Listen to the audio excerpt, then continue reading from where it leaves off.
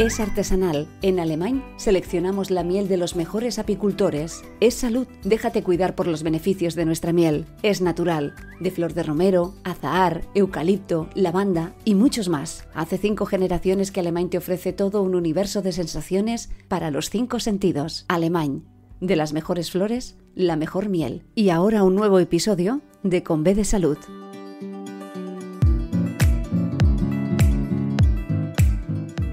Hola, bienvenida al podcast Con B de Salud. Sí, con B, porque la salud de la mujer se escribe con B de bienestar. Bienestar físico, bienestar emocional y bienestar social. En nuestro espacio vas a encontrar conversaciones con expertos y expertas de la salud y el bienestar para ayudarte a sentir mejor. Somos la doctora Nuria Roure y Mariví Chacón. Nuria es psicóloga y especialista en alteraciones del sueño, y yo soy periodista, y entre las dos presentamos Con B de Salud. Hay días que Nuria está como más entregada a la hora de participar en el podcast. Siempre. Pero cuando hablamos de alimentación, le salen, de verdad, como chiribitas en los ojos. Se diría así, chiribitas, aquello de estrellitas que se te ilumina. Es decir, hablamos de alimentación Con B de Salud y Nuria dice, uy, prepárate que no te voy a dejar hablar. ¿No es así, Nuria? Pues sí, Mariví, porque además la alimentación creo que es fundamental para gozar de una buena salud, para gozar también de un buen sueño, ¿no? Hablaremos de eso. Y bueno, para tener un bienestar en general. Y recordemos que Con B de Salud se escribe, ¿no? Con B, porque la salud de la mujer se escribe con B de bienestar. Por lo tanto, yo creo que es fundamental hablar de la alimentación. Y lo hacemos con una gran invitada hoy, Mariví. Sí, hoy podríamos decir que se escribe con Q de Quintas, de Ángela Quintas, que es nuestra invitada, licenciada en Ciencias Químicas y máster en Dietética y Nutrición Humana. Desde hace ya más de 20 años trabaja y dirige en su propia consulta de nutrición. Colabora con diferentes medios de comunicación, como por ejemplo en la cadena SER, en A Vivir, que son 2 días. Ha hecho artículos y publicados en revistas como Buena Vida del País, Objetivo Bienestar. Y hay una cosa que a mí me ha llamado enormemente la atención, Nuria, no sé, pero ahora que salimos de la semana de los Oscars, de estos Oscars tan, digamos que han generado tanta polémica después del bofetón, ella es nutricionista, o sea, siempre hay el director de foto, el vestuario, peluquería, pues ella es en la nutrición que se come durante los rodajes. Es maravilloso. Ángela Quintas, bienvenida al podcast. Muchas gracias por invitarme. Oye, esto de ser asesora en películas, mira, aquí me ha salido este ramalazo. ¿Cómo es cómo es esa faceta? Claro, o sea, realmente no es es cuando un actor tiene que subir o bajar de peso, pues lo que hacemos es, el director, quedamos con el director nos dice lo que quiere, que muchas veces es algo imposible, también os digo, vemos cómo está el actor, si puede, no, hacemos unas analíticas y entonces les ayudamos en ese proceso de subir o bajar peso. Entonces es algo muy divertido, la verdad, divertido y complicado a veces tendría que decir, porque sobre todo cuando tienen que subir peso, todo el mundo piensa que para subir peso, yo esto lo tengo súper fácil, sé cómo lo voy a hacer, tal, pero claro, luego se llevan una gran desilusión cuando descubren que tienen que subir peso de manera saludable. Entonces eso es un rollo, porque no tiene nada que ver con lo que ellos se habían imaginado. Entonces, bueno, sí, hemos hecho pelis muy importantes, o sea, la última así potente que hemos hecho ha sido con Mario Casas, la del fotógrafo de Mauthausen, donde tuvo que bajar muchísimo peso porque hacía de un fotógrafo en un campo de concentración, pero hemos hecho El espía de las 1000 caras, hemos trabajado con Almodóvar, con muchos directores famosos. ¿Eres chica Almodóvar? Soy chica Almodóvar, sí. Porque, Ángela, ahora cuando comentabas esto me hago una pregunta y es, ¿no todo el mundo puede subir de peso o bajar de peso lo que a él le gustaría? Porque parece que esto es... A ver, siempre hemos dicho que subir de peso es como más fácil como bajar de peso, ¿no? Que siempre nos cuesta un poco más. Pero ahora acabas de decir que también cuesta mucho subir de peso. Y de hecho nos hemos encontrado casos bastante complicados. Mira, cuando hicimos la película de Leticia Dolera, que era Requisitos para ser una persona normal. Sí, muy divertida, por cierto. Sí, Manuel Burke tenía que subir mucho de peso. ¿Y qué pasó? Que nos encontramos unas analíticas muy malas. Él lo ha contado, tenía colesterol, tenía triglicéridos, no estaba para ponerse 20 o 30 kilos ni de broma, porque entonces ahí teníamos un problema. Entonces, lo primero que hicimos fue parar rodaje, bueno, no empezar a rodar, normalizar todas esas analíticas y luego subir de peso. Y pasó una cosa muy bonita y era que cuando él estaba en su peso máximo, sus analíticas eran mejores que antes de comenzar todo este proceso. O sea que no es tan fácil como parece y de hecho a veces hemos tenido que parar rodajes, por ejemplo nos pasó con Antonio de la Torre en Gordos, tuvimos que parar el rodaje hasta que todo se estabilizó y bueno, hay veces que hemos tenido que decir hasta aquí llegamos y no se puede bajar más o no se puede subir más. O sea, lo más importante es que la salud de los actores no se deterioren en ningún momento, claro. Uh-huh. Claro, porque Ángela, ahora nos acabas de romper un mito que es que muchas veces vemos personas delgadas y pensamos que están sanas, ¿no? O personas que están más en sobrepeso y que pensamos que quizás eso es malo para la salud. No a veces el hecho de estar delgado quiere decir que se alimenten bien o que lleven una buena alimentación. Claro, eso yo siempre lo digo, o sea, siempre, muchas veces tenemos asociación de delgadez, salud, ligero sobrepeso, no salud. Y no es cierto. Es decir, tú te puedes encontrar a alguien que tenga un ligero sobrepeso, pero que ese sobrepeso lo haya conseguido, bueno, porque se ha pasado en calorías, es decir, ha habido un extra calórico, pero lo que ha consumido han sido alimentos de calidad, llenos de nutrientes. Sí, tiene un ligero sobrepeso, pero todos sus marcadores están perfectos. Pero luego te puedes encontrar con alguien que está delgado y tú le ves a priori y dices, qué delgado está, qué sano, yo me quiero parecer a él, pero luego puede tener déficit de vitaminas, de hierro, de tal, y eso no es sano realmente. Entonces, al final, por eso no podemos hablar del peso ideal. El peso ideal no existe, sino lo que realmente existe es el peso saludable, aquel en el que todos los parámetros están dentro de valores. Cuando hablabas de que una persona delgada, que aparentemente puede tener esa salud que a veces la gordura no nos deja ver, hay personas que además de esa delgadez también están fibrados porque hacen muchísimo ejercicio o que se tonifique bien. ¿Significa que también estás en buena salud o no necesariamente? Claro, fíjate, ahí volvemos a hablar otra vez de lo de las tablas estas del peso ideal, ¿no? De yo mido 1,70, tengo tantos años, tengo que pesar tanto. Ya, pues es que no es lo mismo que ese peso esté mayoritariamente compuesto de grasa a que ese peso esté mayoritariamente compuesto de masa muscular. No tiene nada que ver. O sea, yo midiendo 1,70, imaginaros pesando 70 kilos, puedo estar muy musculada y tener muchísima musculatura y que esa musculatura pese mucho y estar perfecta, a estar totalmente blanda y fofa porque todo lo tengo en forma de grasa. Por eso, ahí está la importancia de la personalización de la nutrición, es decir, los planes dietéticos, o sea, lo que nosotros consideramos el peso saludable es muy, muy personal y cada uno tiene el suyo. Y además aquí acabas de dar en el clavo, porque muchas veces cuando pensamos en dietas tendríamos que hablar de una alimentación sana para la familia o una reeducación en la alimentación, pero hay cosas que a lo mejor a mí me sientan bien y a Nuria no le pueden sentar bien, o que a mí me engorda y a ella no. Claro, es que al final lo que tenemos que hacer, mira, muchas veces la gente dice, pero esto engorda. A ver, esto solo no engorda, o sea, no hay ningún alimento que digas. Además, yo también le digo muchas veces a mis pacientes, tú no te vas a acostar delgada y te vas a levantar. Eso es algo que no tiene sentido. Pero es verdad que la gente muchas veces te busca cosas como, pero esto es malo, pero a ver, lo importante es lo que haces los 365 días del año. Es decir, porque tú un día hagas un exceso, que todos lo hacemos, no va a pasar absolutamente nada. Lo importante es lo que comes cada día, cómo lo comes, cómo lo repartes a lo largo del día y sobre todo que las kilocalorías que tú vas a ingerir a lo largo del día estén llenas de nutrientes. Porque yo puedo tomar, imaginaos que yo gasto al día 1.700 kilocalorías, las puedo beber en forma de alcohol.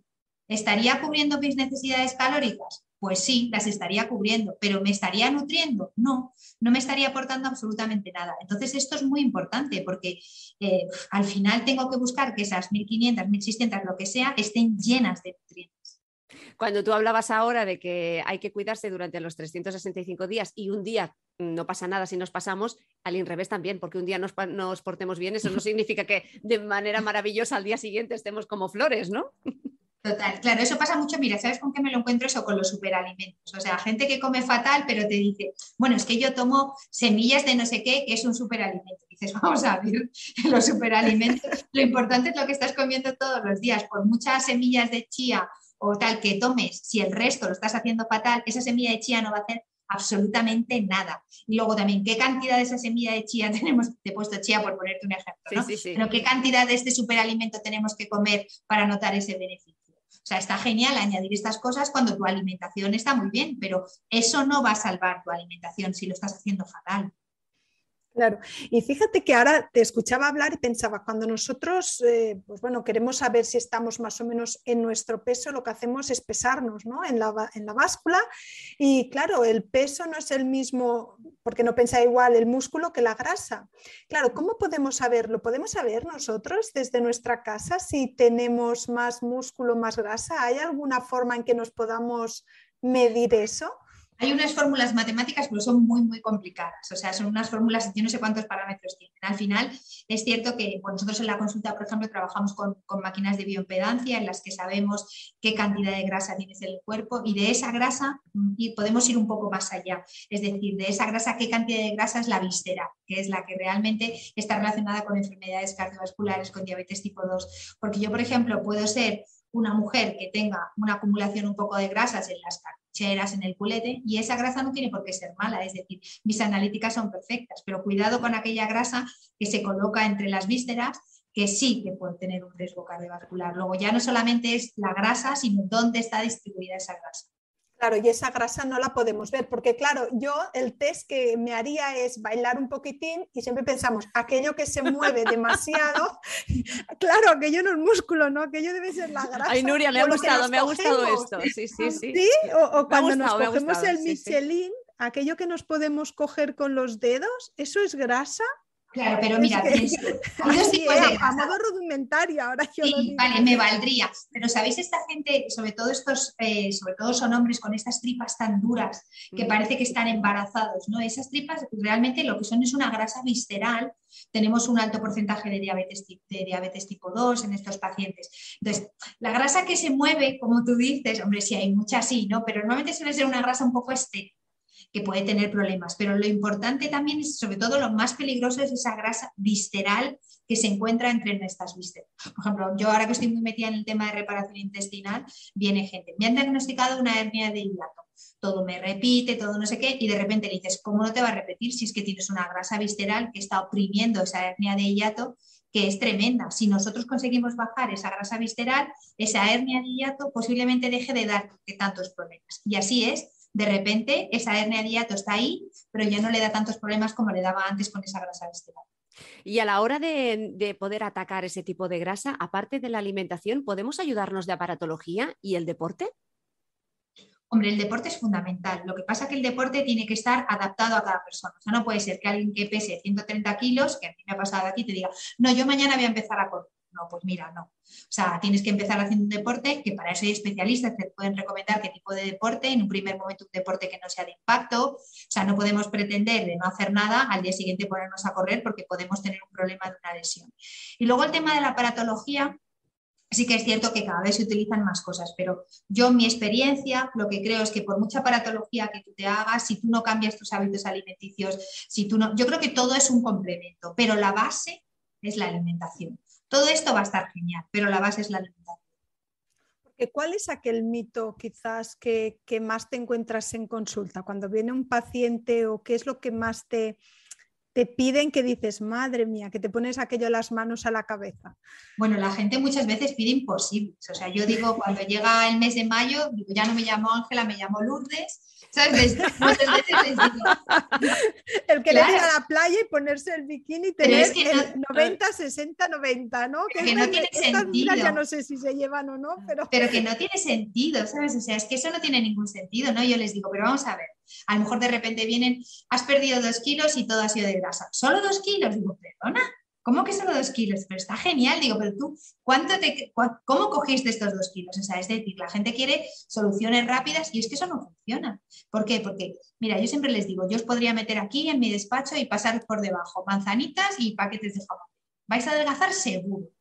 ¿Pero estáis aprendiendo a comer? No. Lo que estáis contando es cuántos días quedan para salir de aquí y volver a lo que estabais haciendo antes. Eso no tiene sentido. Es decir, si tú no aprendes a comer, si tú no cambias tus hábitos alimenticios y si tú no te sientes bien haciendo lo que estás haciendo, no lo vas a mantener en el tiempo.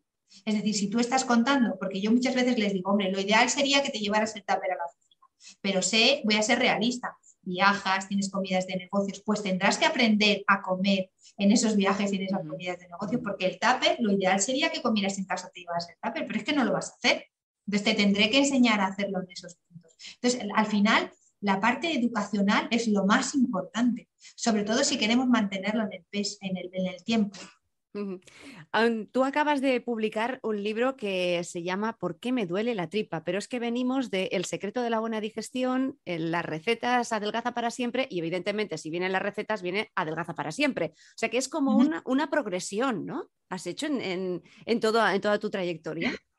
Bueno, empezamos haciendo un libro que está enfocado sobre todo a bajar peso, sobre todo en las dietas de control de insulina. Funcionó muy bien, por eso decidimos poner ejemplos de recetas, sobre todo de dieta de control de insulina.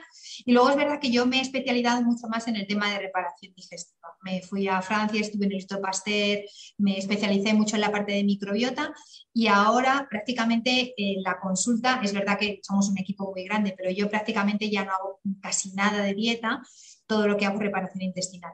No es cierto del todo, porque cuando nos encontramos con un problema de reparación intestinal, ¿no? Como alguien que tiene una intolerancia a la fructosa o una cándida y tal, siempre va acompañado de una dieta.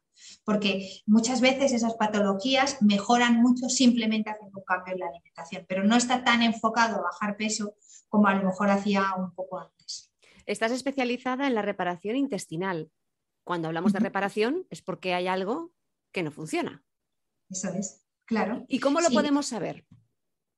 Bueno, hay múltiples causas. Es decir, mira, en la consulta nos encontramos con dos tipos de pacientes. Aquel paciente que ya viene con un diagnóstico, ¿no? Por ejemplo, su médico le ha dicho, pues tienes una hernia de hiato, te hemos detectado un Helicobacter pylori, o ya tenemos una intolerancia a la fructosa, a la lactosa, o unos divertículos, o un déficit de Down. Es decir, ya vienen con un diagnóstico. Otras veces, simplemente por la sintomatología, buscamos nosotros ese diagnóstico, mandándoles pruebas. Y luego hay un tipo de paciente que te encuentras que te dicen, yo me encuentro fatal, a mí todo me sienta mal, yo me hincho como un globo, alterno diarreas con estreñimiento, por poneros un ejemplo, pero a mí todas las pruebas me van bien. Entonces ahí nos hace pensar en una disbiosis, que es una alteración de la microbiota. Claro, ¿qué ocurre? Que una alteración de la microbiota no sale en los análisis rudimentarios que hacemos, en los análisis de sangre. Tendríamos que hacer un análisis específico de microbiota. Y esto es algo muy novedoso, que me refiero, se está haciendo desde hace muy poco tiempo. Entonces ahí es cuando entramos a utilizar cepas de probióticas concretas y en dosis concretas para, dependiendo del tipo de sintomatología que estamos tratando. Una pausa y volvemos. Hoy quiero hablarte de las barritas energéticas con miel Resistencia, de Alemany. Son unas barritas energéticas con miel específicamente pensadas para deportistas, 100% naturales que aportan energía. Tienes dos variedades donde elegir. Una de ellas está indicada para consumir durante el esfuerzo, con la aportación de hidratos de carbono procedentes de la miel y la avena con la cafeína natural del guaraná. La otra está ideada para la recuperación del esfuerzo y combina el polen, la proteína de las abejas con la almendra que favorece el efecto antiinflamatorio. Ambas tienen en común una composición nutricional equilibrada para los deportistas, ya que están elaboradas a base de avena, frutos secos, miel de romero, proteína del suero de la leche y cacao 100%. Si quieres conocer y adquirir las barritas energéticas u otro producto Alemany, visita alemany.com. Y ahora seguimos con el podcast con B de Salud.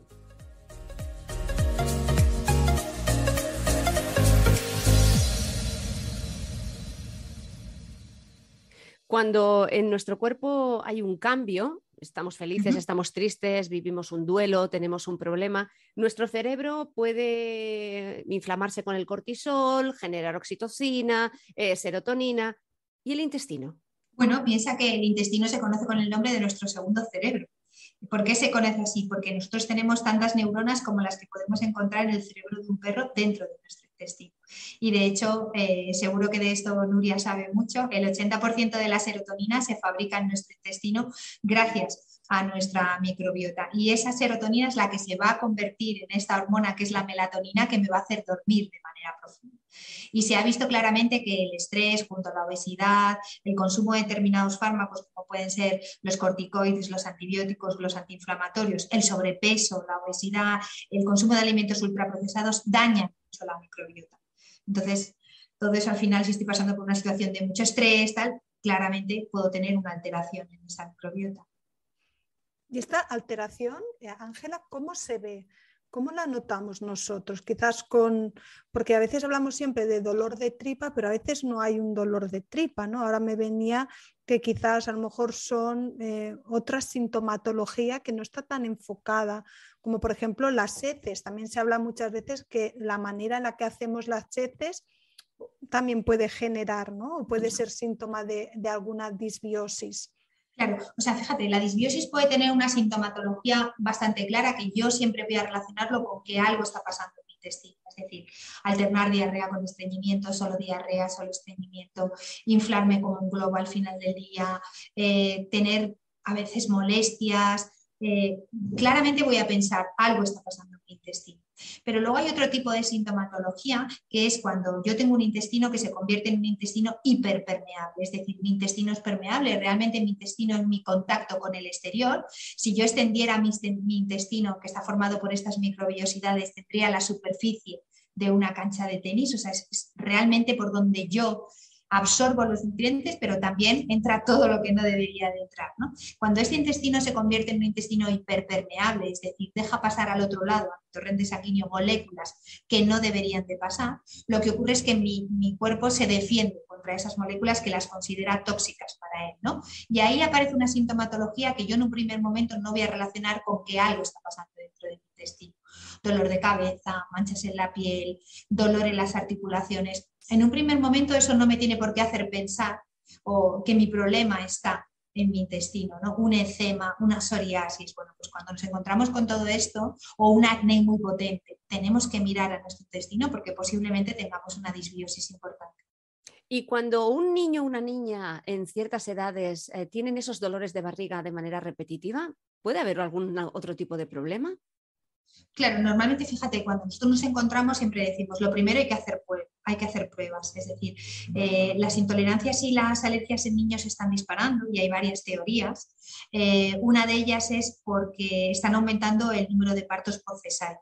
O sea, los bebés cuando están dentro de la madre están en un medio axéntico, en un medio libre de prácticamente ninguna bacteria, y cuando se colonizan por primera vez de esa microbiota es cuando nacen por el canal del parto. ¿Qué ocurre? Que ahora cada vez tenemos más bebés que nacen por cesárea, más bebés que no son alimentados con leche materna, incluso hay mucho parto múltiple también debido al incremento de las fecundaciones in vitro, y esta puede ser una de las teorías por las que se cree que esa microbiota de los niños no está siendo la correcta, ¿no? Y también los medios higiénicos tan potentes que estamos utilizando con ellos, es decir, les bañamos todos los días, les damos cremas, les no sé qué, les tenemos extremadamente limpios, no les dejamos que jueguen con el perro, que juegan con la arena. Esterilizamos el chupete cuando cae al suelo. Eso es, antes se soplaba y punto, ¿no? Uy, pues uy, uy. Claro, hemos tenido hasta, Ángela, hemos tenido un podcast que una enfermera de bebés nos decía que había unos estudios que verificaban que chupar el chupete caído por parte de la mamá o el papá no pasaba nada, al contrario, le dabas a los niños unas bacterias muy interesantes para poder protegerse. Claro, ¿veis? Bueno, pues todo eso es una teoría que nos está haciendo pensar que es una de las razones por las que los niños tienen más intolerancias y más tal. Otra también puede ser la manera en la que estamos comiendo. Es decir, hemos dicho que los alimentos ultraprocesados y el sobrepeso son una de las causas de la disbiosis. Tenemos un gran porcentaje de obesidad infantil y los niños cada vez comen mal, comen peor en muchos casos. Entonces, bueno, esa puede ser una de las razones. Entonces, cuando nos encontramos con un niño que ya empieza a hincharse en la tripa, lo primero que hay que hacer es que vaya a ir al pediatra y que le haga pues, pruebas, es decir, aquí ya de intolerancia a la lactosa, a la fructosa, y hay muchos niños que dan positivo. Claro, porque ahora también se ha puesto como de moda o se están haciendo famosos los probióticos. Al final, cuando hay una disbiosis, siempre solo se puede tratar con probióticos o solo cambiando la alimentación es suficiente. Depende del caso. Es verdad que no todos los probióticos son iguales, o sea, definir probiótico son bacterias vivas que cuando yo las ingiero me proporcionan un beneficio para mi salud. Es verdad que los probióticos son cepa y dosis dependientes, es decir, dependen de la cepa y de la dosis que estoy tomando. Luego, no todos los probióticos valen para todo. Nosotros ya consumimos probióticos de manera habitual, es decir, los alimentos funcionales, que son aquellos que llevan probióticos en su interior, el yogur, el kéfir, el té kombucha, nos ayudan a mantener un intestino que está estable, nos ayudan a seguir manteniendo estable. Pero cuando ya hay una disbiosis grave, Si nosotros queremos recuperar esa disbiosis, es verdad que nosotros podemos cambiar la dieta, ¿no? Y de hecho tenemos dietas específicas para disbiosis, como es la dieta FODMAP, no sé si la conocéis.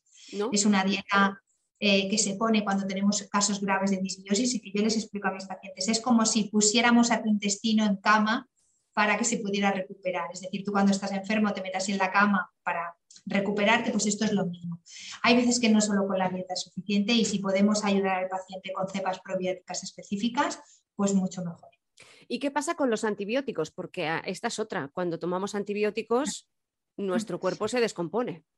Claro, es lo que decíamos, que los antibióticos era una de las causas de esta disbiosis. Entonces, estamos en las mismas. No todas las cepas valen para cuando tomo antibióticos. Es decir, hay cepas indicadas, como por ejemplo en el caso de los antibióticos es la Rhamnosus, que es la que se suele utilizar, porque el problema que tiene el antibiótico es que no solamente va a matar aquellas bacterias o aquellos virus que no son buenos para nosotros, sino que también se va a cargar lo bueno, que es esa microbiota. Entonces, si podemos protegernos, mucho mejor. Y de ahí la idea de tomar un producto. Claro, antes cuando tomábamos antibióticos nos decían, y después unos días tómate un yogur, ¿no? Y nos hacían tomar el yogur, y decían Activia, ¿no? Antes no había sí. Tantos yogures, tómate alguna Activia que luego te irá bien para la tripa y tal. Y, claro, sabíamos, pero quizás no lo relacionábamos, ¿no? De por qué. Claro, es que realmente este campo es un campo muy, muy novedoso. O sea, están saliendo estudios cada día más interesantes. Por ejemplo, ahora se está haciendo mucho estudio sobre microbiota y COVID, ¿no? Se está intentando ver si, por ejemplo, por qué nosotras tres estamos en una misma habitación y con una persona que está infectada, unas nos infectamos y las otras no. Y por qué, incluso estando infectadas dos, la sintomatología de una es totalmente diferente a la sintomatología de la otra, ¿no? Bueno, pues se está mirando la microbiota a ver si eso es una de las causas. O sea, yo, por ejemplo, he estado en contacto con muchísimos positivos, muy cerca y tal. Yo no he cogido el COVID. ¿Por qué? Pues bueno, no sabemos. Quizá mi microbiota sea diferente, me esté protegiendo, porque al fin y al cabo mi microbiota es la que está haciendo de barrera en ese intestino contra agentes externos. Entonces, bueno, de hecho se están haciendo estudios con gente que ha estado en contacto con el COVID y que no han cogido el COVID y se está viendo de qué está compuesta su microbiota para ver si por ahí les da una pista. Y luego se están viendo en enfermedades como esclerosis múltiple, ansiedad, depresión, Parkinson, que hay una alteración en la microbiota también. Lo que pasa es que todavía no sabemos mucho, no sabemos si es esta enfermedad la que ha producido la alteración en la microbiota o esta alteración en la microbiota la que nos ha hecho que seamos más propensos a tener esta enfermedad. Es decir, estamos un poco lanzando hipótesis todo el rato. Lo curioso es que no se deja de investigar y que se está cada día descubriendo algo más. Claro, la verdad que sí, o sea, es lo apasionante de este campo, es decir, es que cada día se publican cosas nuevas, se están viendo casos, por ejemplo, hay muchos estudios sobre obesidad y microbiota, ¿no? Se ha visto claramente que la gente que tiene sobrepeso y obesidad, su microbiota es totalmente distinta a la de una persona que tiene normopeso, pero luego encuentras cosas aberrantes, como hablando ya de los trasplantes fecales, ¿no? Y si te metes a investigar en internet, puedes encontrar gente que propone hacerte tú mismamente un trasplante fecal en casa, que eso es una aberración con una microbiota, o sea, con unas heces de alguien que es delgado. Eso en España es totalmente ilegal, vamos, y eso es totalmente una locura. Pero bueno, está sonando por ahí porque algo de razón sí que hay. Ángela, yo ahora quería cambiar un poquito. Sí, cambia, porque hemos llegado a un punto.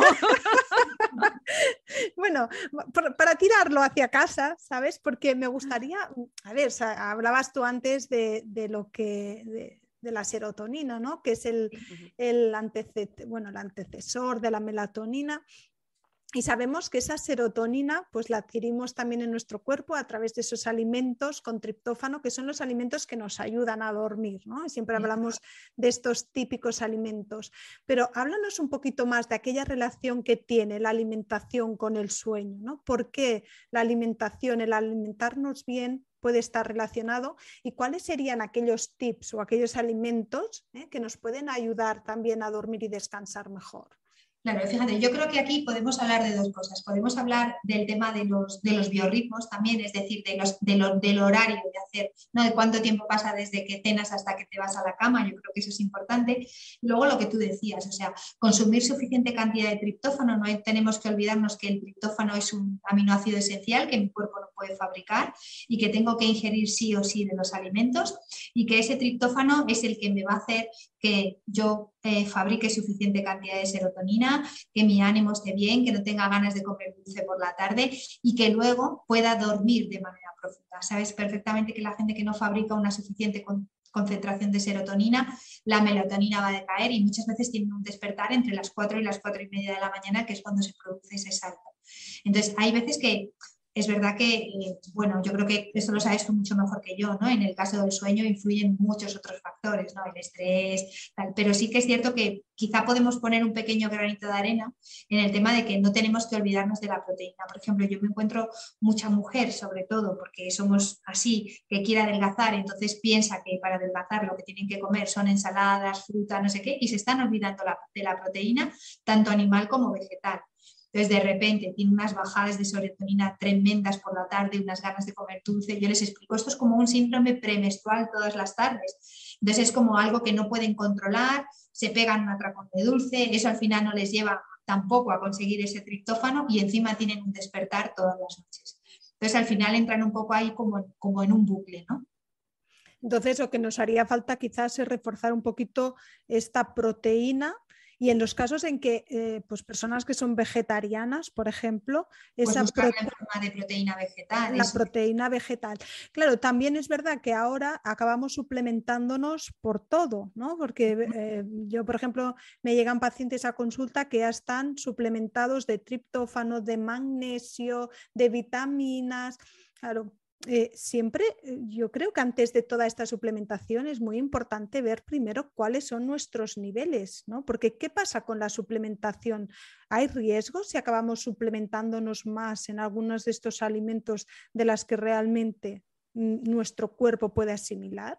Claro, o sea, yo creo que lo que decíamos al principio, es decir, si yo voy a consumir 1.500 kilocalorías o 1.600, voy a intentar que estén llenas de nutrientes a tope. Es decir, que ya contengan esos nutrientes. Si yo tengo que estar suplementando todo el rato, quiere decir que posiblemente hay un déficit en mi alimentación. Y la suplementación sí, claro que puede tener efectos secundarios. Por ejemplo, si nosotros tomamos demasiado magnesio, puede tener un efecto laxante, porque el magnesio siempre viene pelado. O bueno, o sea, yo creo que lo primero que tenemos que hacer es repasar la alimentación para que esa alimentación vaya a lo más llena de nutrientes. Y luego, en casos concretos, tendremos que quizás tomar alguna suplementación, pero no es suplementarnos por suplementarnos y sobre todo utilizar la suplementación para arreglar una alimentación deficitaria. Eso para mí es lo más importante. Ángela, tu último libro, ¿Por qué me duele la tripa?, viene con esta pregunta y además en la portada hay todo un nudo que a mí me ha llamado la atención porque además es que es así, cuando te duele la tripa realmente tienes como ese nudo en la garganta que lo tienes ahí que no sabes qué hacer, pero lo tienes en la tripa y ya tampoco no sabes cómo reaccionar. ¿Qué hay que hacer cuando duele la tripa? A ver, cuando realmente es un dolor de tripa puntual, pues a lo mejor me he pegado un atracón, a lo mejor no he masticado bien, he estado hablando todo el rato y me ha entrado aire. El problema es cuando este dolor de tripa se repite a lo largo del tiempo. Entonces sí que tengo que prestar atención. O sea, no es normal que yo no me olvide de mi digestión a lo largo del día. Es decir, no es normal. Yo en la consulta me encuentro gente que dice, es que yo tengo pánico a comer, porque cada vez que como me pongo fatal, me entran sudores fríos o tengo una diarrea, voy al baño 6, 7 veces al día. Es decir, eso no es normal. Y luego también me encuentro mucho paciente que lo que hacen es ensayo-error. Es decir, creo que me sienta mal tal, al final acaban eliminando un mogollón de alimentos, les quedan 4 o 5 alimentos y siguen estando mal. Entonces ahí ya tenemos un déficit nutricional y empiezan a aparecer otros síntomas y otras patologías asociadas a ese déficit nutricional porque realmente se han eliminado tantos alimentos y siguen estando mal, porque esa no es la solución. Si tú tuvieras que apostar por una dieta, Ángela, ¿cuál sería tu dieta estrella? Ideal. ¿Pero te refieres para comer todos los días? O sea, ¿qué no debería de faltar? Mira, ahora que está tan de moda lo de leer etiquetas, ¿sabes? Que dicen, no, cuidado con los alimentos ultraprocesados. Yo siempre abogo por ir al mercado. Es decir, en el mercado te puedes dejar las gafas de ver de cerca, no tengo problema. Te las puedes dejar en casa porque ahí no hay que leer etiquetas. Es decir, la fruta, la verdura, la carne, el pescado. Eso no tiene etiquetas, es decir, es lo que hay. Cuanto menos productos ultraprocesados compres, mejor.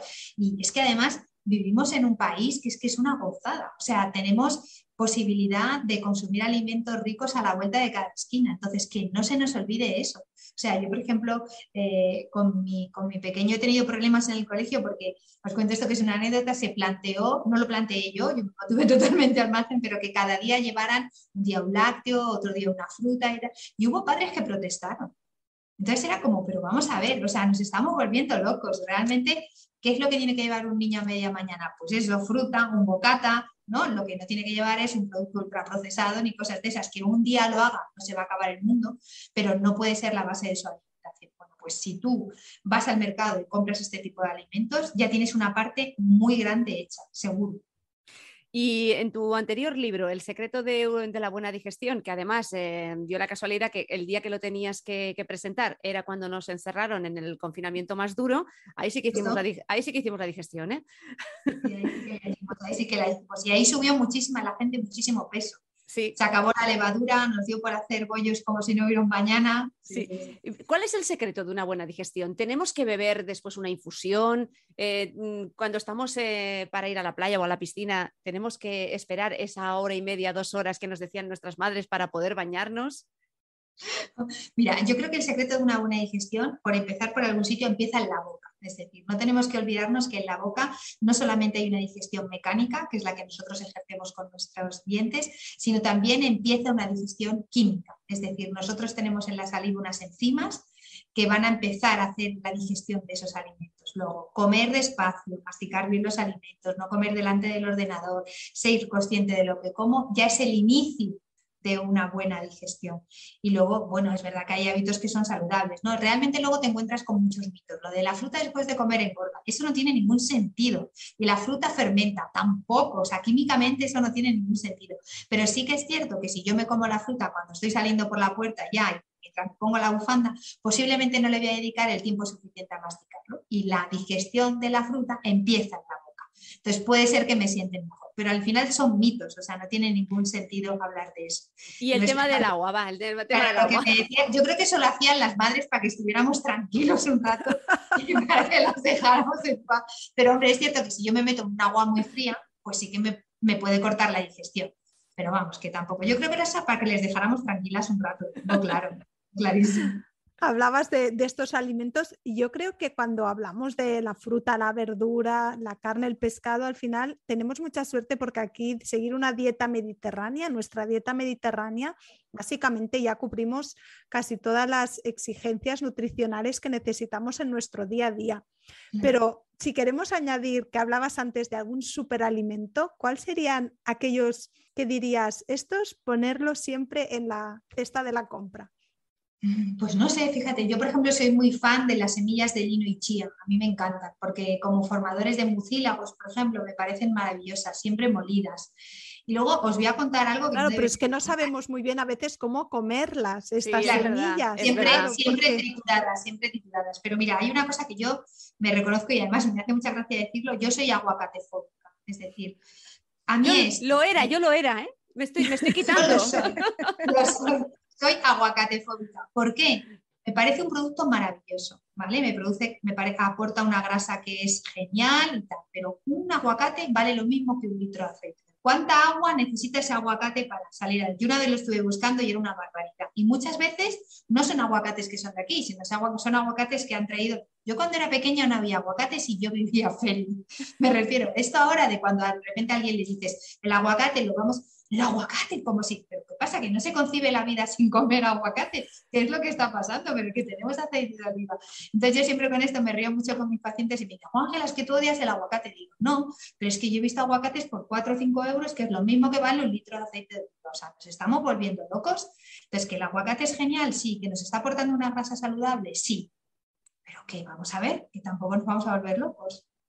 Pero bueno, hablamos también de aquellos alimentos que nos ayudan a desinflamar nuestro cuerpo, ¿no? Porque cuando hablamos de inflamación, hablamos de más tendencia a la enfermedad y buscamos aquellos alimentos que nos ayudan antiinflamarnos, ¿no? Pero ahí estaríamos hablando más de alimentos ricos en omega 3. Los pescados azules, los frutos secos, ¿sabes? Ahí, eso sí que se ha visto que son alimentos que son más antiinflamatorios. pero vamos, que yo lo del aguacate lo tengo ahí clavado. El aguacate era un poco anti, ¿eh? Y ahora Nuria está ejerciendo sobre mí. A mí me encanta, ¿eh? A mí me encanta y yo lo tomo y tal, pero reconozco que bueno, que tenemos otras cosas también, ¿eh? Los productores de Málaga de aguacate no nos van a patrocinar el podcast, ¿eh? O sea que... No, lo siento, es así. Bueno, que estamos a punto de acabar y hay una pregunta que siempre nos encanta compartir con nuestras invitadas y además hoy tiene mucha razón de ser, porque vamos a preguntarle a Ángela Quintas cómo duerme, pero es que realmente hay otra pregunta. Para dormir bien, ¿qué tipo de alimentación tenemos que llevar? Pues mira, yo la verdad es que tengo la suerte que ahora estoy durmiendo bien. Pasé 4 años de mi vida horrorosos con un bebé que no dormía nada, entonces ahora la verdad que estoy durmiendo muy bien. Pues mira, suele pasar bastante tiempo, desde que ceno hasta que me voy a la cama. Para mí eso es fundamental. Y siempre en mis cenas hay proteína, siempre. A mí me funciona. No sé si son cenas que son bastante ligeras, pero siempre contienen proteína. El hecho de que contengan proteína, y a veces las hago de solo proteína, bueno, sobre todo a ese aporte de triptófano que decíamos y también activar un poco el ciclo de Krebs, que también me ayuda mucho a descansar. ¿Y hay algún mito o leyenda que tendríamos que descartar? Como aquello de que a lo mejor antes de ir a dormir un vasito de leche caliente o intentar tomar algún tipo de alimento que a lo mejor genera ese bienestar que acelera la aparición del sueño. ¿Sabes lo que pasa? Que yo creo que al final, si nos planteamos comer algo antes de ir a la cama, lo que nos va a apetecer es dulce. Encima, si te fijas, lo que ponen por la noche es chocolate. Entonces, mira, yo creo que mejor cenar y al ratito, si acaso una infusión, o sea, una infusión que no tenga teína, unos roibos, por ejemplo, sería una muy buena idea. Y a la cama sin mirar atrás y sin pensar en mucho más. Ahora que hablabas del chocolate, no sé si a ti también te pasa, pero yo a medida que, o sea, yo de pequeña era siempre chocolate con leche. Era una cosa que no podía con el chocolate negro. Y ahora no puedo con el chocolate con leche y necesito cada vez el chocolate negro. Es que el chocolate con leche es azúcar puro. El chocolate negro, bueno, pues tiene triptófano, con lo cual es muy buena idea. Ángela, ha sido un placer. Nos ha encantado poder hablar contigo de tu último libro, ¿Por qué me duele la tripa? Que, por cierto, ¿en qué edición está? La tercera. Tercera edición ya del libro que hace nada que ha salido. Estamos encantadas de que hayas compartido con nosotras un ratito en Con B de Salud y esperamos que tengas, entre otras cosas, muchísimos éxitos, que no te duela la tripa, aunque sea de nervios, en una de las presentaciones, que eso también genera algún movimiento, pero que sea lleno de éxitos y sobre todo con ganas de poder encontrarte otro día para seguir hablando. Gracias, Ángela. Muchas gracias. Muchas gracias. Hasta aquí el episodio de hoy. ¿Te ha gustado? No dudes en suscribirte y así estarás informada de todos los capítulos que, como este, seguro te ayudarán a sentirte bien. Porque recuerda que la salud de la mujer se escribe con B de bienestar. Hasta la próxima.